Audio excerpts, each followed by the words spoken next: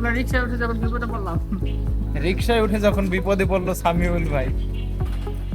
সামিউল ভাই আমাকে রিক্সার উপরে বসাইছে ভাই, সবাই বিচার করেন। স্যাক্রিফাইস, স্যাক্রিফাইস না থাকলে জীবনের পূর্ণতা আসে না। আর বিষয় হলো এখন আমি সবার আগে রিক্সায় উঠছি, আর যদি উপরে না বসি সেটা অন্যরকম। আমরা কিছু কিছু মানুষ আছে সবার আগে জায়গা দল করে লেগে নিচে বসে। তো আমি আগে যেহেতু উঠেছি উপরে বসে আমার দায়িত্ব। হ্যাঁ। যাক, কারো না কারো স্যাক্রিফাইস তো করতেই হবে নাকি?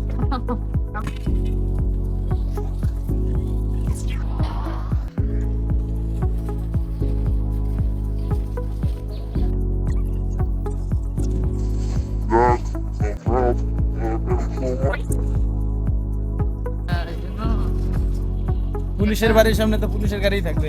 এখন আপনার বাড়ির স্টুডেন্ট তো ওই যে বাইরে না আসলে। ফারুক ভাই আপনি কিছু বলেন। কি বলবো? ভাই, এত- 10 জন না 5 জন না, আপনি একজন মাত্র ফারুক ভাই। আজকে তো আমরা খেলতে যাই, খেলতে পারলাম না ভাই, এখন দুঃখ প্রকাশটা করো। হ্যাঁ, দুঃখ প্রকাশ।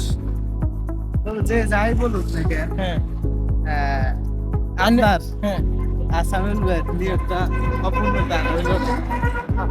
মানে ক্রিকেট না খেলতে পারলো আমরা ওই যাই, মানে সেই স্বাদ নিয়ে আসছে আর কি। হ্যাঁ, যদিও আমাদের সামিউল ভাই রাত্রে নিয়ে ধরে রাখছে, আমরা বলছি ওদিকে ঘুরতে যাবো আনতে যাবো, নিয়োগটা ছিল না। হ্যাঁ। আল্লাহ প্রথমে লিখে রাখছিল।